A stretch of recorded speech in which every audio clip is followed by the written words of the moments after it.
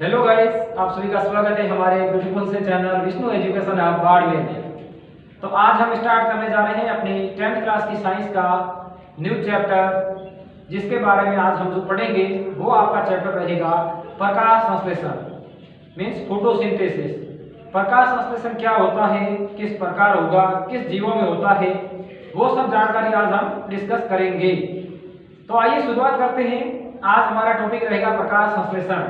तो देखो, प्रकाश संश्लेषण क्या होगा, किन के अंदर ये प्रकाश संश्लेषण की घटना होती है, किन जीवों में होती है और किस में नहीं होती है, और प्रकाश संश्लेषण होने के लिए किन किन परिस्थितियों की जरूरत है। अर्थात हम ये कह सकते हैं, अगर प्रकाश संश्लेषण किसी सजीव के अंदर हो रहा है तो हम किस प्रकार बताएंगे कि उसमें प्रकाश संश्लेषण हो रहा है, उसमें ऐसा क्या क्वालिटी है या उसमें ऐसी क्या खासियत है जिस वजह से उसमें प्रकाश संश्लेषण हो रहा है।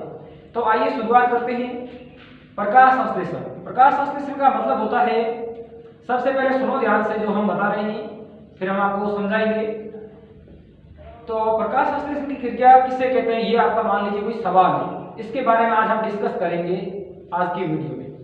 बहुत इंपॉर्टेंट है, ज्यादातर लोगों को ये नहीं पता प्रकाश संश्लेषण क्या होता है, किस जीवों के अंदर ये होता है, और प्रकाश संश्लेषण होने के लिए किन किन कारकों की जरूरत है, यानी प्रकाश संश्लेषण होने के लिए क्या क्या चीजें जरूरी है, बेसिक रिक्वायरमेंट। जैसे आप घर में किसी में रहते हो तो किसी मनुष्य के रहने के लिए क्या बेसिक यानी फंडामेंटल रिक्वायरमेंट्स, आधारभूत इकाई, मतलब रहने के लिए आधारभूत आवश्यकताएं क्या है। जैसे किसी मनुष्य को जिंदा रहना है तो उसके लिए आधारभूत आवश्यकताएं जैसे भोजन, वस्त्र और मकान, ये जरूरी है। सेम ऐसे ही अगर मैं बात करूं पौधों के संबंध में या फिर प्रकाश संश्लेषण की बात करूं, तो प्रकाश संश्लेषण के लिए क्या फंडामेंटल रिक्वायरमेंट है, यानी प्रकाश संश्लेषण होने के लिए किसी पौधे के अंदर या किसी जीव के अंदर क्या चीजें होनी जरूरी है, आधारभूत आवश्यकताएं क्या है। किसी सजीव को जिंदा रहने के लिए जैसे किसी मनुष्य की 3 आधारभूत आवश्यकताएं मैंने बताया, भोजन, वस्त्र और मकान। और अब आप बता सकते हो वर्तमान समय में मोबाइल, जिसे आप कह सकते हो, वो चौथी आवश्यकता भी जोड़ सकते हो, क्योंकि आजकल हम बिना मोबाइल के रह नहीं सकते मनुष्य, क्योंकि मोबाइल का मतलब एक बहुत ही बढ़ता हुआ उपयोग है, बिना मोबाइल के आप कल्पना नहीं कर सकते। बाकी मुख्य रूप से 3 है। सेम वैसे ही मैं बात करूं तो प्रकाश संश्लेषण के लिए आधारभूत आवश्यकता होती है, सबसे पहली सबसे मोटी रिक्वायरमेंट, सबसे बहुत ज्यादा जरूरी प्रकाश संश्लेषण के लिए है। प्रकाश संश्लेषण के लिए सबसे बड़ी आवश्यकता होती है सूर्य के प्रकाश की। इसका मतलब यह है, किसी भी सजीव, चाहे वो पौधा हो सकता है, कोई जीवाणु हो सकता है, उसको अगर प्रकाश संश्लेषण प्रदर्शित करना है, यानी उसके अंदर अगर प्रकाश संश्लेषण की प्रक्रिया हो रही है, इसका मतलब उसको कहीं न कहीं सूर्य के प्रकाश की जरूरत होगी। ठीक है जी, तो सूर्य का प्रकाश संश्लेषण के लिए जरूरी है सूर्य का प्रकाश। इसके अलावा क्या जरूरी है, अगर हम बात करें पेड़ पौधों के अंदर, आप सभी जानते हो सभी हरे पेड़ पौधों के अंदर 1-2 अपवाद छोड़ दो, जैसे अमरवेल वगैरह, बाकी ज्यादातर पेड़ पौधे जितने भी हरे हैं उसकी पत्तियों के अंदर प्रकाश संश्लेषण होता है। इसका मतलब हम कह सकते हैं प्रकाश संश्लेषण हो रहा है किसी पत्तियों के अंदर, तो इसका मतलब पत्तियां जरूरी है, अर्थात पत्तियों की जरूरत है। पत्तियों की क्यों जरूरत है, पत्तियों के अंदर एक ऐसा पदार्थ होता है, एक ऐसा वर्णक होता है जो सूर्य के प्रकाश को अवशोषित करेगा। अब देखो बोर्ड पे, पहला मैंने क्या बताया, सूर्य का प्रकाश जरूरी है प्रकाश संश्लेषण के लिए। इसके अलावा अगर पेड़ पौधों के अंदर प्रकाश संश्लेषण की हम बात करें तो उसमें हरी पत्तियां जरूरी है, और हरी पत्तियां जरूरी है उतना ही उसके अंदर एक वर्णक होता है हरित लवक, जिसे क्लोरोफिल कहते हैं। अर्थात क्लोरोफिल की जरूरत है, एक हरे रंग के वर्णक की जरूरत है। क्लोरोफिल का रंग होता है हरा, ग्रीन, तो इसी वर्णक की वजह से पत्तियों का रंग हरा होता है। ठीक है, तो बहुत पहला सवाल ये बन गया, जो आप देखते हो अपने आसपास पेड़ पौधे, उसकी पत्तियां किस रंग की होती है, हरी। तो सवाल ये बनता है पेड़ पौधों की पत्तियां हरे रंग की क्यों होती है। सिंपल सा इसका आंसर है कि पत्तियों के अंदर एक हरे रंग का वर्णक पाया जाता है जिसे हरित लवक कहते हैं। इसकी उपस्थिति के कारण सभी पत्तियों का रंग हरा होता है। अच्छा, ये 2 चीज हो गई, एक तो सूर्य का प्रकाश, एक वर्णक, कौन सा, हरित लवक या क्लोरोफिल, कोई न कोई वर्णक चाहिए। पौधों के अंदर प्रकाश संश्लेषण में हरित लवक चाहिए, क्लोरोफिल कौन सा वर्णक, हरित लवक। और तीसरी चीज है कार्बन डाइऑक्साइड गैस। पौधों के अंदर हम बात करेंगे प्रकाश संश्लेषण की, तो पौधों के अंदर कार्बन डाइऑक्साइड यानी CO2 गैस, प्रकाश संश्लेषण के लिए CO2 भी जरूरी है। ठीक है, इसके अलावा और बताओ क्या जरूरत है। सूर्य का प्रकाश मैंने बता दिया, हरित लवक यानी क्लोरोफिल वर्णक 2, तीसरा क्या बताया, क्लोरोफिल हो गया, जल हो गया, एक चाहिए जल, CO2 बोल दिया था, चौथा कारक है जल। अगर किसी पौधे को प्रकाश संश्लेषण करना है तो उसको 4 आवश्यकताएं पूरी करनी पड़ेगी। कौन कौन सी, पहला उसके पास सूर्य का प्रकाश होना चाहिए, फिर उसके पास पत्तियां है तो उसमें हरित लवक यानी क्लोरोफिल वर्णक होना चाहिए। नंबर 3, अगर किसी पौधे को प्रकाश संश्लेषण करना है तो उसको 3 नंबर चीज क्या चाहिए, कार्बन डाइऑक्साइड बोल दिया, फिर जल चाहिए, जल हो गया, सूर्य का प्रकाश हो गया, कार्बन डाइऑक्साइड गैस हो गई और हरित लवक, ये 4 चीज जरूरी है। ठीक है, इसका मतलब एक बात बताओ, पेड़ पौधों के अंदर प्रकाश संश्लेषण की प्रक्रिया दिन में होगी या रात में। सिंपल सा है, कॉमन सेंस का सवाल है। मैंने क्या बोला, सूर्य का प्रकाश जरूरी है, और रात में कौन सा सूर्य होता है, हमारे यहाँ तो नहीं होता, रात के समय चांद होता है जरूर।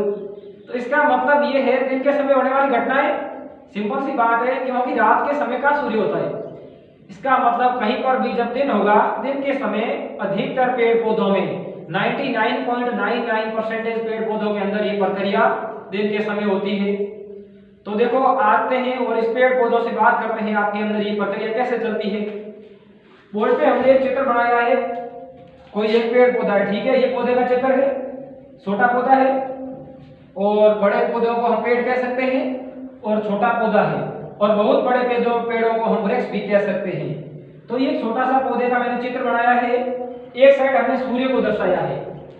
तो इस पौधे से हम पूछते हैं, तेरे को प्रकाश संश्लेषण करना है, बता प्रकाश संश्लेषण के लिए क्या क्या चीज चाहिए। अगर मैं बात करूं किसी रसोईया घर से, कोई रसोईया है, वो रसोई घर में जाएगा, खाना बनाएगा, तो वो हमसे क्या क्या चीज मांगेगा। तो हम रसोईये से बात करेंगे तो वो बोलेगा मुझे आटा चाहिए, नमक चाहिए, मिर्ची चाहिए सब्जी बनाने के लिए, और बताओ आटा सानना पड़ेगा तो सलनी चाहिए, मतलब विभिन्न प्रकार की सामग्री मांगेगा। सेम ऐसे ही अगर हम किसी पेड़ पौधों से बात करें, अगर इस पौधे को प्रकाश संश्लेषण करना है तो इसको सबसे पहले ये बोलेगा मुझे सूर्य का प्रकाश चाहिए, फिर ये बोलेगा मुझे हरित लवक चाहिए। तो हमने कहा सूर्य का प्रकाश ये रहा, सूर्य दिन के समय होता है, और सूर्य का प्रकाश चाहिए। 2 नंबर मैंने बोला था वर्णक, वर्णक होता है हरी पत्तियों के अंदर, और ये रहा वर्णक, 2 नंबर आवश्यकता पूरी कर दी। ये है हरित लवक, इसका नाम है हरित लवक। लो जी, 4 चीज जरूरी है प्रकाश संश्लेषण के लिए, इसे क्लोरोफिल कहते हैं। ठीक है, एक सूर्य का प्रकाश, इसने कहा मुझे सूर्य का प्रकाश चाहिए, 2 नंबर इसने कहा मुझे हरित लवक चाहिए प्रकाश संश्लेषण करने के लिए, 3 नंबर क्या चाहिए, कार्बन डाइऑक्साइड। और पेड़ पौधे आपने देखा होगा बंद कमरों में तो होते नहीं है, वातावरण में होते हैं, और खुले वातावरण से वो कहां CO2 ले लेंगे। तो वातावरण के अंदर आप जानते हो हमारे वायुमंडल में बहुत सारी गैसों का मिश्रण है, जिसमें ऑक्सीजन भी है, CO2 भी है यानी कार्बन डाइऑक्साइड भी है, हाइड्रोजन भी है, इसके अलावा नाइट्रोजन 78%, 78%। तो बहुत अच्छे अच्छे सवाल बन रहे हैं। हमारे वायुमंडल में सबसे ज्यादा मात्रा में पाई जाने वाली गैस कौन सी है, नाइट्रोजन, और सबसे कम कार्बन डाइऑक्साइड कितनी होती है, 0.03%। और ऑक्सीजन जो बहुत जरूरी है सजीवों को श्वसन के लिए, मैक्सिमम सजीव, ज्यादातर सजीवों को श्वसन में ऑक्सीजन गैस की जरूरत पड़ती है। तो ऑक्सीजन होती है वायुमंडल के अंदर 21%, लेकिन अगर जमीन के अंदर बात करें, भूगर्भ के अंदर ऑक्सीजन अच्छी खासी होती है, 30% से भी ज्यादा होती है, 40 से 46% तक होती है। लेकिन हमारे और पेड़ पौधों के काम की नहीं है, जमीन के अंदर पड़ी क्या काम की, जो वायुमंडल में खुली है वह कार्बन डाइऑक्साइड भी पौधों के काम आएगी, और वह ऑक्सीजन भी हमारे श्वसन में काम आएगी।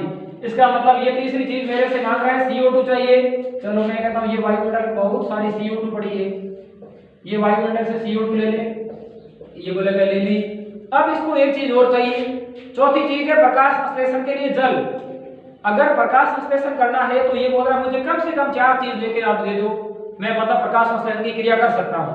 मैंने 3 तो दे दी, चौथी ये कह रहा है मुझे जल चाहिए। और सिंपल सी बात है, पौधे जल कहां से लेते हैं? वातावरण से या जमीन से? जमीन से। आप किसी पौधे को पानी देते हो उसके पत्तियों के ऊपर देते हो या जमीन पे उसके जड़ों में देते हो? तो जड़ों के अंदर देते हो, क्योंकि पत्तियां पानी को अवशोषित नहीं करेगी। पानी को अवशोषित करने का कार्य जड़ें करती है। इसका मतलब जमीन के अंदर बहुत सारा जल होता है। जब बारिश होती है तो भी पानी जमीन के अंदर चला जाता है, और पहले से जमीन के अंदर भूगर्भ में बहुत ज्यादा जल रहता है। कई जगह पे मीठा होता है, कई जगह पर अगर उस जमीन के अंदर बहुत ज्यादा खनिज लवण घुले हुए हैं तो उसकी वजह से वो खारा भी हो सकता है। लेकिन इसको तो जल चाहिए, खारा हो या मीठा चलेगा। चलो, इसने मैंने कहा जमीन के अंदर से ये बहुत ज्यादा जल पड़ा है, यहाँ बहुत ज्यादा जल पड़ा है, इसके आसपास मिट्टी के अंदर, जमीन के अंदर ये जड़ें बहुत लंबी फैली हुई है। ये जड़ ले लिया, ये जल भी ले लिया, जल ले लिया, CO2 ले ली वातावरण से। मतलब ये एक पत्ती नहीं, हर पत्तियों के अंदर ऐसे ही ये CO2 आ रही है। ये जल यहाँ से ग्रहण करेगा इस जड़ों के द्वारा, फिर ये पौधे के विभिन्न भागों में जाएगा। और जल का परिवहन करने के लिए पौधों के अंदर एक ऊतक होता है, जाइलम। तो जल और खनिज लवण प्रकाश संश्लेषण के दौरान पत्तियों या जड़ों से इस जल को विभिन्न अंगों में, पत्तियों है, शाखा है, पूरे पौधे का फल है, फूल है, वहां तक जल को पहुंचाने का कार्य एक ऊतक करता है, उसका नाम होता है जाइलम। तो इसका मतलब मैंने ये चार सामग्री इसको दे दी। पहला सूर्य का प्रकाश दे दिया, दूसरा हरित लवक पत्तियों के अंदर होता है, और तीसरा मैंने कार्बन डाइऑक्साइड इसको बोला वातावरण से ग्रहण कर लेगा, और चौथी चीज थी वो थी जल, जल को जमीन से ले लिया।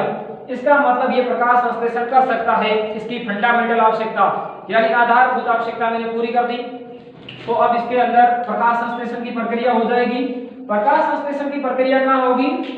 तने में या पत्तियों में? पौधे का वह प्रत्येक भाग जो हरा दिख रहा है उसके अंदर प्रकाश संश्लेषण होता है। तो ये बात दिमाग से हमेशा निकाल ले कि प्रकाश संश्लेषण केवल पत्तियों में होता है, गलत बात है। अगर उसका तना हरा है, कुछ पौधे होते हैं उसका पत्तियां होती नहीं है, जैसे नागफनी का पौधा देखा होगा, उसमें पत्तियां होती नहीं, उसमें तना है और बहुत बड़ी शाखाएं होती। कुछ पौधे होते हैं और भी जिसमें पत्तियां बहुत कम होती है, छोटी होती है, तो उसमें प्रकाश संश्लेषण का कार्य तना भी कर लेता है। प्रकाश संश्लेषण होने के लिए मतलब हरित लवक जरूरी है पौधे के अंदर, और हरित लवक होगा इसका मतलब कोई भाग हरा दिख रहा है तो पक्का हरित लवक है, और हरित लवक है तो वो प्रकाश संश्लेषण कर सकता है। ये चार चीज जरूरी है प्रकाश संश्लेषण के लिए। अब मैं इस प्रकाश संश्लेषण की परिभाषा, मान लीजिए आपके एग्जाम में आ जाए प्रकाश संश्लेषण की प्रक्रिया किसे कहते हैं, समझाइए। तो देखो आप ऐसे बता सकते हो, पहले समझो ये चीज मैंने बताई, इसका क्या काम है? पौधे ने सूर्य का प्रकाश ले लिया, रसोई में घर के अंदर रसोईया क्या करता है? खाना बनाता है। सेम ऐसे ही हरित लवक क्या करेगा? हरित लवक भी खाना बनाएगा। किसका? पौधे का। रसोई घर के अंदर रसोईया खाना बनाएगा किसका? मनुष्य का। लेकिन हरित लवक किसका खाना बनाएगा? हरित लवक वह रसोईया है जो पेड़ पौधे के लिए दिन भर कार्य करता है। बेचारा पूरा दिन कार्य करेगा और फिर शाम को रेस्ट करेगा। दिन दिन वो बोलेगा मैंने बहुत ज्यादा खाना बना लिया, लेकिन जो हरित लवक खाना बनाएगा वो केवल पौधे के काम नहीं आएगा, वो अपने भी आएगा, मनुष्य के भी आएगा। जितने भी सजीव पृथ्वी पर उपस्थित है उन सभी सजीवों के भोजन का एकमात्र स्रोत क्या है? पेड़ पौधे। कौन से? हरे या मरे हुए? हरे पेड़ पौधे। जितने भी सजीव है इस पृथ्वी पर उसके लिए उसमें से 99% 99% या फिर 99.9% जंतु सीधा अपना भोजन किससे? सीधा प्रत्यक्ष या अप्रत्यक्ष रूप से हम पेड़ पौधों से प्राप्त करते हैं। इसका मतलब है जितने भी सजीव पृथ्वी पर है उसको जिंदा रहने के लिए भोजन कहां से मिलेगा? पेड़ पौधों से। तो देखो पेड़ पौधे क्या करेंगे? हरित लवक रसोईया है। हरित लवक का काम है रसोई बनाना यानी खाना बनाना। किसकी? पूरी दुनिया का, न कि केवल पौधे का। ये स्वार्थी नहीं है बेचारा। हम मनुष्य तो बहुत स्वार्थी है, खुद का खाना बनाया खा लिया। कोई मेहमान आ जाता है फिर भी हमें तो दुख होता है कि क्यों आ गया, आज ही नहीं आता तो हमारा खुद का खाना कम बनाना पड़ता, लेकिन इसको कोई टेंशन नहीं है। इसीलिए तो कहते हैं परोपकारी का काम कर रहा है। बहुत पुण्य का काम है, परोपकारी कार्य है, बहुत अच्छा कार्य कर रहा है, कितना धर्म का काम कर रहा है, बहुत पुण्य का काम है। क्योंकि पूरी पृथ्वी पर जितने सजीव है ये भेदभाव नहीं करता है। न तो पेड़ ऐसे नहीं बोलता ये पशु खराब है, इसको मैं गाय को या भैंस काले रंग की है इसको मैं खाना नहीं खिलाऊंगा, या ऐसा कभी नहीं बोलता मैं पशुओं को पत्तियां नहीं खिलाऊंगा। ये कहेगा आप भी खाओ और पशुओं को भी खिलाओ, यानी हम खुद खाना खाएंगे और दूसरों को भी खिलाएंगे जितने भी सजीव है। और मनुष्य तो इसका उल्टा है, हम खाएंगे लेकिन दूसरों को नहीं खाने देंगे। सुना होगा, मनुष्य की यही तो है। अगर किसी पास में बहुत समृद्ध परिवार या कोई बंदा रह रहा है तो हम ये सोचते हैं उसके पास इतनी समृद्धि क्यों है, हमारे पास नहीं है, हमें घृणा का भाव हो जाता है। लेकिन पेड़ पौधों के अंदर ऐसा कुछ नहीं होता है, तभी तो ये हजारों वर्षों तक जीते हैं। नहीं तो मनुष्य कितना 50, 60 और 70 मैक्सिमम 70 साल ही जीता है। लेकिन कुछ पेड़ पौधे देखे होंगे 400, 500 साल तक भी। बरगद का वृक्ष देख लो, पीपल है, पीपल का पौधा कितना पुण्य का काम करता है। पृथ्वी पर सबसे ज्यादा ऑक्सीजन देता कोई पौधा, वो कौन सा है? पीपल का। तो मतलब पीपल के पौधे के नीचे जाते हैं, उसका पूजन भी करते हैं कुछ लोग, हम करते हैं ना। कितना अच्छा लॉजिकल है, उसकी पूजा करेंगे तो उससे हमें ऑक्सीजन मिलेगी। सबसे ज्यादा ऑक्सीजन मिलती है इस पौधे से। किससे? मतलब पीपल से ऑक्सीजन ज्यादा मिल रही है, इसका मतलब प्रकाश संश्लेषण बहुत ज्यादा हो रहा है उसमें। क्यों होगा? क्योंकि पीपल की पत्तियां बहुत बड़ी बड़ी है। अगर किसी पौधे के अंदर बहुत बड़ी बड़ी पत्तियां हैं तो उसके अंदर प्रकाश संश्लेषण बहुत शानदार होगा। कहने का अर्थ यह है, इस पेड़ पौधों के द्वारा पूरी पृथ्वी पर सजीवों को पोषण यानी भोजन उपलब्ध कराया जाता है। मनुष्य बड़ा स्वार्थी है, मनुष्य तो कहता है हम तो खाएंगे लेकिन दूसरों को नहीं खाने देंगे, वो बात है। लेकिन पेड़ पौधे कहते हैं हम भी खाएंगे दूसरों को भी खिलाएंगे। ये है इस धरती के पेड़ पौधों का नारा, हम भी खाएंगे, जियो और जीने दो, खुद भी जिएंगे ऑक्सीजन लेके और दूसरों को भी जीने देंगे। तो पेड़ पौधों के कितने अच्छे अच्छे कोटेशन है, देखो कितने अच्छे अच्छे कथन बताए पेड़ पौधों ने हमें। पेड़ पौधे हमेशा कहते हैं हम जीते हैं, हम भी जिएंगे ऑक्सीजन, हम भी श्वसन में लेंगे और आप भी लो, हम भी खाना बनाएंगे सूर्य के प्रकाश की उपस्थिति में, हम आपके लिए भी बना देते हैं। आप इतने स्वार्थी हो, हमें काटते हो, हमें जलाते हो, हमें बहुत कम नई जगह पे आप लगाते हो, हमारे अंदर बहुत कम पानी डालते हो, फिर भी खाना खा लो। कितने देखो बहुत अच्छे संतोषी प्रवृत्ति के होते हैं पेड़ पौधे। तो ये स्टोरी हमें ये बताती है धरती पर पेड़ पौधे कितना मतलब एक बहुत अच्छा कार्य कर रहे हैं। जितने भी सजीव है उसके भोजन का स्रोत है पेड़ पौधे। ठीक है, तो ये पत्तियों के पास किस प्रकार ये होगा? ये रसोईया है पेड़ पौधों के अंदर। पूरी पृथ्वी पर खाना बनाने वाला सबसे बड़ा रसोईया कौन है? हरित लवक। पत्तियां है, पत्तियों के अंदर हरित लवक है, तो यह हरित लवक क्या करेगा? खाना बनाएगा। इसको मैंने CO2 दे दी, तो ये खाना बनाएगा। तो चलो खाना बनाएगा, इसका मतलब कुछ न कुछ ऊर्जा, खाने से हमें क्या मिलती है? ऊर्जा। इसका मतलब कोई ऊर्जा वाला पदार्थ बनना चाहिए। कौन सा पदार्थ बनेगा? कार्बोहाइड्रेट बनेगा। तो इस पत्तियों के अंदर प्रकाश संश्लेषण के दौरान कार्बोहाइड्रेट नामक यौगिक बनेगा जो ऊर्जा का बहुत बड़ा स्रोत होता है। आप जानते हो, आप कहते हो कि हम तो पेड़ पौधों की जरूरत नहीं है, हम तो पेड़ पौधों को नहीं खाते हैं। वो बात मान ली, पेड़ पौधों को आप सीधा नहीं खाते हो, लेकिन जो आप खाना खाते हो ना, चावल खाते हो या गेहूं की रोटी खाते हो या बाजरा या मक्का, कुछ भी खाते हो ना, वो अनाज है। वो किससे प्राप्त होता है बताना, सोचना जरा 1 मिनट के लिए। आप बोलोगे पेड़ पौधों से। फिर बताओ प्रत्यक्ष या अप्रत्यक्ष रूप से हम किसके ऊपर निर्भर है? अगर सोचो, आप कहोगे हमने तो बाजरा का रोटी खुद ने बनाई है, गेहूं की रोटी खुद ने बनाई है, चावल खुद ने पकाया है। लेकिन ये रसोईया बोलेगा ज्यादा मत बोलना क्योंकि आपको बना के मैं दे रहा हूं। अगर मैं चावल नहीं बनाता तो आप क्या पकाते बताओ? पका तो रहे हो, दी हुई चीज को कोई भी पका सकता है, लेकिन बनाना, किसी चीज का निर्माण करना, पूछो जिससे जो भवन निर्माण करता है, एक मकान का निर्माण करना भी बहुत मतलब कितना टाइम लगता है, कितने लोगों की जरूरत होती है। ये अकेला बेचारा हरित लवक है। ऐसे एक पत्ती के अंदर तो बहुत सारे हरित लवक होते हैं, लेकिन हरित लवक है तो ये अकेला ये इतना काम करेगा। कौन सा? इस पृथ्वी पर जितने सजीव उसके लिए भोजन बनाएगा।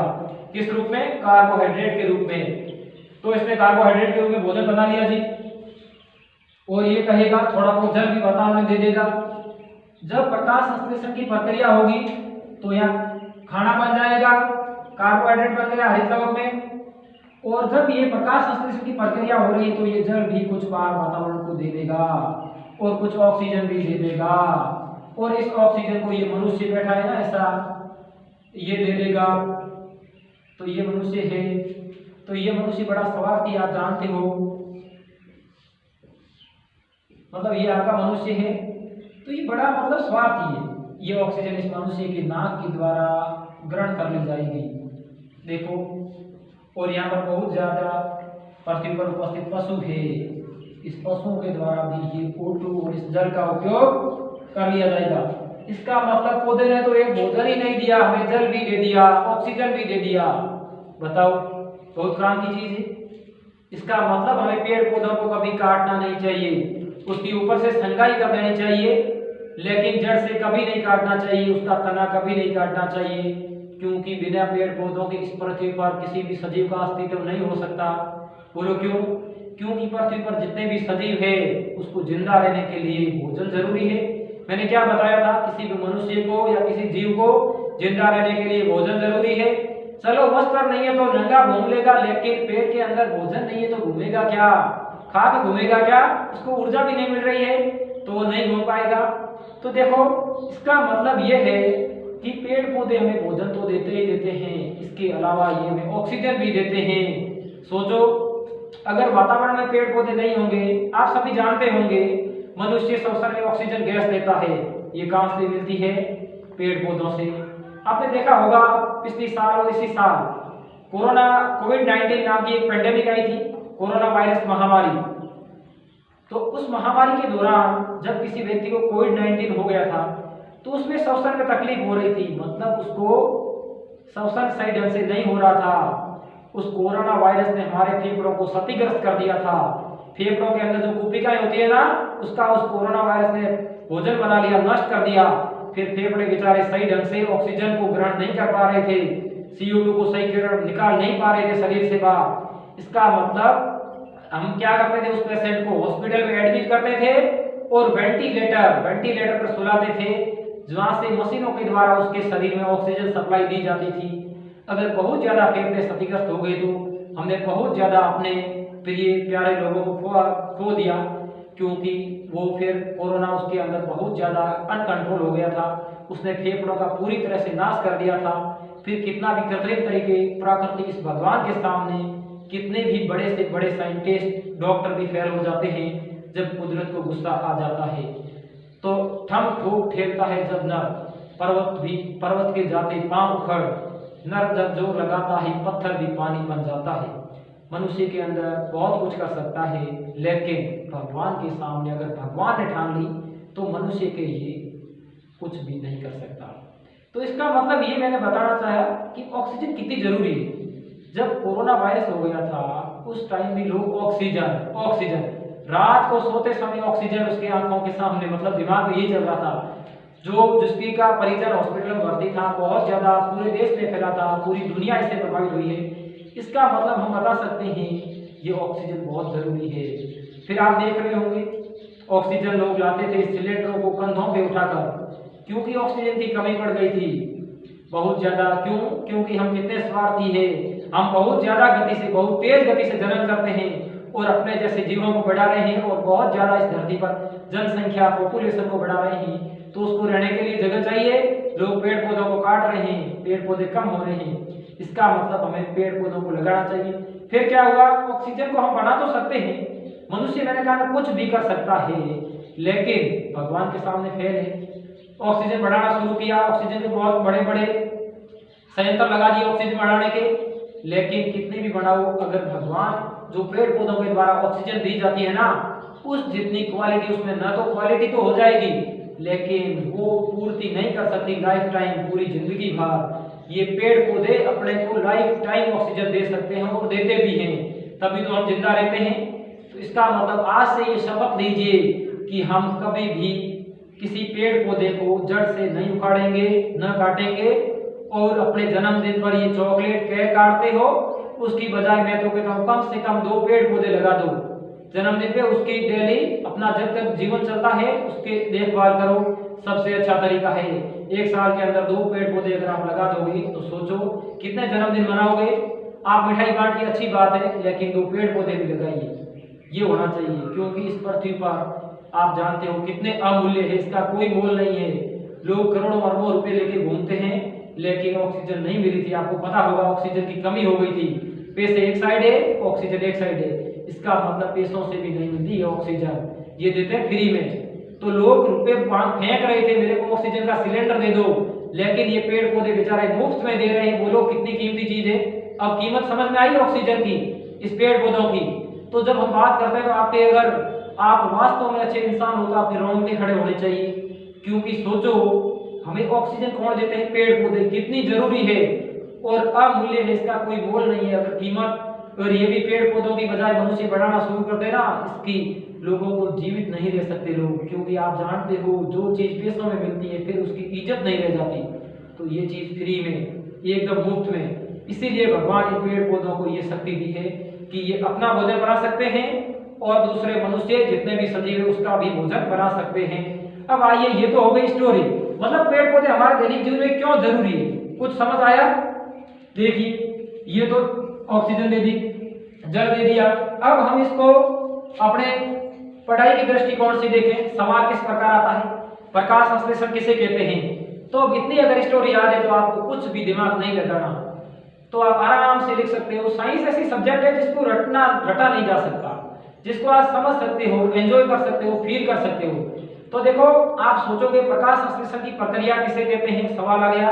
इसका उत्तर इस प्रकार लिखना है कि सूर्य के प्रकाश की उपस्थिति में, देखो ये सूर्य का प्रकाश है, याद भी नहीं रखना, सूर्य के प्रकाश की उपस्थिति में पेड़ पौधों के हरे भागों के अंदर उपस्थित हरित लवक यानी क्लोरोफिल, सूर्य के प्रकाश की उपस्थिति में पेड़ पौधों के हरे भागों में उपस्थित वर्णक हरित लवक में तथा CO2 की मदद से और जल की मदद से खाद्य पदार्थों का निर्माण होना यानी कार्बोहाइड्रेट का बनना, यह प्रक्रिया प्रकाश संश्लेषण कहलाती है। तो देखो,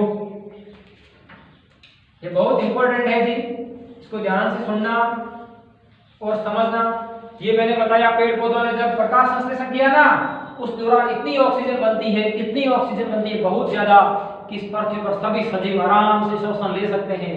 लेकिन मनुष्य आप जानते हो कहाँ कहाँ है, गाड़ियों का धुआं, इतना गाड़ियां हैं, इतने व्हीकल्स है, दिल्ली जैसे सिटी के अंदर, मेट्रो सिटी जैसे चेन्नई, मुंबई, लंदन, कुछ अमेरिकन सिटीज आप जाओगे तो उसके अंदर इतने लोग रहते हैं, उसके अंदर इतनी गाड़ियां हैं, मतलब इस ऑक्सीजन जो पौधे पेड़ पौधे दे रहे हैं ना वायुमंडल में, एकदम शुद्ध ऑक्सीजन, उसको भी गंदा कर देते हैं, उस धुएं के अंदर मिला देते हैं और वो धुआं हमारी श्वसन में जाएगा तो आप सोच सकते हो कोई भी बहुत जहरीला पदार्थ है धुएं के अंदर कार्बन मोनोऑक्साइड होती है। और कार्बन का नाम बताइए, कार्बन से संबंधित दो गैस है, कार्बन मोनोऑक्साइड भी हमारे लिए बहुत हानिकारक है, कार्बन डाइऑक्साइड भी बहुत हानिकारक है। इसका मतलब कार्बन मोनोऑक्साइड बहुत हानिकारक गैस है जो धुएं के अंदर होती है, वो ऑक्सीजन के साथ साथ हमारे फेफड़ों के अंदर जाएगी और वो हमारे रक्त के अंदर जाएगी तो हीमोग्लोबिन से जुड़ेगी, उसकी हीमोग्लोबिन के साथ जुड़ने की टेंडेंसी, प्रवृत्ति ऑक्सीजन की तुलना में 400 गुना तक ज्यादा है। अर्थात अगर कार्बन मोनोऑक्साइड हमारे शरीर के अंदर जाएगी, फिर वो ऑक्सीजन को बोलेगी तू साइड हो जा, तेरे नहीं जुड़ सकते तो हीमोग्लोबिन के साथ। ऑक्सीजन और CO2 का परिवहन हमारे शरीर में हीमोग्लोबिन के द्वारा होता है, तो अगर ऑक्सीजन की जगह कार्बन मोनोऑक्साइड जाएगी तो हमें श्वसन संबंधित बहुत भयंकर रोग हो सकते हैं और आखिरकार मृत्यु भी हो सकती है। तो हमें कम से कम जहां तक हो सके गाड़ियों का उपयोग करना चाहिए जिसके अंदर बहुत प्रदूषित पदार्थ जैसे पेट्रोलियम, डीजल ये जलाई जाते हैं। हमें गाड़ियों के अंदर CNG का उपयोग ज़्यादा से ज़्यादा करना चाहिए और जहाँ तक हो सके तो पैदल चलना चाहिए। बहुत ज़रूरी काम होने पर हमें स्वयं के निजी वाहन का उपयोग करना चाहिए, क्योंकि अगर हम पर्सनल वाहन ले आएंगे तो फिर व्हीकल्स बहुत ज़्यादा हो जाएंगे, उससे उसके अंदर जलने वाला ईंधन, कोयला, पेट्रोलियम, ये सब ईंधन वायुमंडल के अंदर कार्बन मोनोऑक्साइड गैस छोड़ेंगे जो कि मनुष्य के श्वसन के लिए यानी श्वसन संबंधी रोग उत्पन्न करेगी। हमारे स्वास्थ्य के लिए कार्बन मोनोऑक्साइड बहुत हानिकारक है। आइए देखो प्रकाश संश्लेषण। तो प्रकाश संश्लेषण से संबंधित बात करेंगे तो ये स्टोरी सुनाना जरूरी हो जाता है, क्योंकि प्रकाश संश्लेषण इसको बनाई ये चीजें आपको जब तक एग्जाम्पल नहीं बताएंगे ना तब तक आपको फील नहीं आएगा, आप सुन के छोड़ दोगे। लेकिन ये सुनने के बाद आप सोचोगे कम से कम घंटा 2 घंटा कि वास्तव में पेड़ पौधे क्या काम आते हैं, वाकई में लोग क्यों बोलते हैं पेड़ पौधे लगाना चाहिए। अब कोरोना के बाद कुछ लोग फिर भी एक्टिव हुए हैं, पेड़ पौधे लगाना शुरू किया है, अच्छी बात है, लेकिन लोग भूल जाते हैं जल्दी, क्या हो गया तो चला गया तो लेके लिए। अगर हमने अभी से हम नहीं चेते तो आने वाले समय में हमारी पीढ़ियों के लिए बहुत भयंकर स्थिति पैदा हो सकती है, क्योंकि जनसंख्या निरंतर बढ़ रही है, लेकिन भोज्य स्रोत यानी पेड़ पौधों की जनसंख्या बढ़ेगी तो पेड़ पौधों को काटा जा रहा है। खेती के लिए जगह बिल्कुल कम होती जा रही है, तो ये सब चीजें ध्यान रखनी चाहिए। कम से कम हमें अपने जन्मदिन पर चॉकलेट केक काटने के साथ साथ 1 या 2 पेड़ पौधे जरूर लगाने चाहिए, जहां तक मेरा सुझाव है। अब देखिए, आपको मैं बता रहा हूं अपने प्रकाश संश्लेषण किसे कहते हैं। इसको मैं एक अभिक्रिया के द्वारा बता रहा हूं। देखो यहाँ पे समझते हैं। प्रकाश संश्लेषण कहते हैं, मैंने बोला इसके लिए CO2 जरूरी है, और लिखो CO2। और क्या चाहिए? जल चाहिए। ठीक है जी, ये होगी, यहाँ नहीं आएगा, आपको कहाँ लिखूं इसको। देखो, प्रकाश संश्लेषण की प्रक्रिया के लिए क्या जरूरी है? जल। और क्या है? Carbon dioxide. और क्या है? सूर्य का प्रकाश। और क्या है? हरित लवण। तो सबसे पहले मैं लिखता हूं CO2, ये जी CO2। और क्या चाहिए? जल, ये जल। और क्या चाहिए मुझे? सनलाइट, सूर्य का प्रकाश। तो ये लिख दिया, सूर्य का प्रकाश। और क्या चाहिए मुझे? हरित लवण। हरित लवण क्या नहीं? क्लोरोफिल। ठीक है। और इससे क्या बनेगा? ये प्रक्रिया हो रही है, ये तो चीजें जरूरी है, जल और CO2। इसमें क्या क्या चाहिए? सूर्य का प्रकाश चाहिए, हरित लवण चाहिए, और बाद में किसका निर्माण हो रहा था? CO2 और जल से कार्बोहाइड्रेट का निर्माण हो रहा था। कार्बोहाइड्रेट का रासायनिक सूत्र होता है C6H12O6। ग्लूकोज का हो चाहे कार्बोहाइड्रेट का हो। ठीक है, ये हो गया कार्बोहाइड्रेट। ये ले लिए जल, ये हो गया कार्बोहाइड्रेट। ठीक है जी, ये कार्बोहाइड्रेट बन गया। ये ऑक्सीजन भी बनती है, ये O2। कुछ जल भी निकलता है, ये जल। देखो इस अभिक्रिया को, ये तो होगी मेन अभिक्रिया। प्रकाश संश्लेषण की सोल्ट फॉर्म, मतलब सोल्ट के अंदर मुझे कोई कहना कि प्रकाश संश्लेषण की अभिक्रिया लिखी, तो आप लिख सकते हो। अभिक्रिया बना लो, कुछ भी नहीं। जो आपको चाहिए वो तीर के बाईं तरफ लेफ्ट साइड में लिख दो। मुझे 6 CO मतलब CO2 चाहिए, और जल चाहिए, सूर्य का प्रकाश चाहिए, तीर के ऊपर लिख दिया। हरित लवण चाहिए, हरित लवण यानी क्लोरोफिल। ठीक है जी, ये क्लोरोफिल हो गया, ये कार्बोहाइड्रेट है, ये ऑक्सीजन आप जानते हो, और जल भी निकलता है, ये जल है। इसका मतलब देखो, अब इस अभिक्रिया को चाहो तो संतुलित कर लो। आप जानते होंगे हमारी 10th क्लास की साइंस का पहला ही चैप्टर है रासायनिक अभिक्रियाओं का संतुलन, उसमें हमने पढ़ा भी है। देखो इसमें संतुलित करेंगे, इस साइड 6 CO2 है, और इस जल को भी संतुलित कर सकते हो, 6 CO2, ये बन गया। अब देख लो 6 CO2 वाला जल के अणु है, ये आप इस प्रकार बना सकते हो, ये संतुलित हो जाएगी आपके। ये अभिक्रिया हो गई संतुलित। अब एक बार मैं बता देता हूं आपको परिभाषा, मैंने एक बार बता दी, आप नोट्स के अंदर आराम से लिख देना, फिर मैं बोल देता हूं। इस पौधे की मदद से मैं आपको बता रहा हूं प्रकाश संश्लेषण किसे कहते हैं। आज हमारा यही टॉपिक था। तो सूर्य के प्रकाश की उपस्थिति में हरे पेड़ पौधों के द्वारा, सूर्य के प्रकाश की उपस्थिति में हरे पेड़ पौधों के हरे भागों में स्थित वर्णक हरित लवक में CO2 तथा जल की मदद से कार्बोहाइड्रेट यानी खाद्य पदार्थों का निर्माण होना क्या कहलाता है? प्रकाश संश्लेषण कहलाता है। खाद्य पदार्थों का निर्माण, या फिर मैं ऐसे बोल दूं तो ध्यान से सुन लो, आप लिख लेना कि प्रकाश संश्लेषण किसे कहते हैं। आज का टॉपिक यही था। तो सूर्य के प्रकाश की उपस्थिति में हरे पेड़ पौधों के द्वारा CO2 तथा जल की मदद से पत्तियों के हरित लवक में भोजन बनाने की प्रक्रिया क्या कहलाती है? प्रकाश संश्लेषण। आप कहोगे भोजन कहाँ बनाया? भोजन यही भोजन है। ये जो कार्बोहाइड्रेट है ना, यही ऊर्जा का स्रोत है पूरी पृथ्वी पर। यही मतलब इसके विभिन्न रूप होंगे। ग्लूकोज है, ग्लूकोज कार्बोहाइड्रेट का एक प्रकार है। ठीक है, तो इसका मतलब ऊर्जा खाद्य पदार्थ बन गया। तो आपको पौधों का महत्व समझ में आ गया।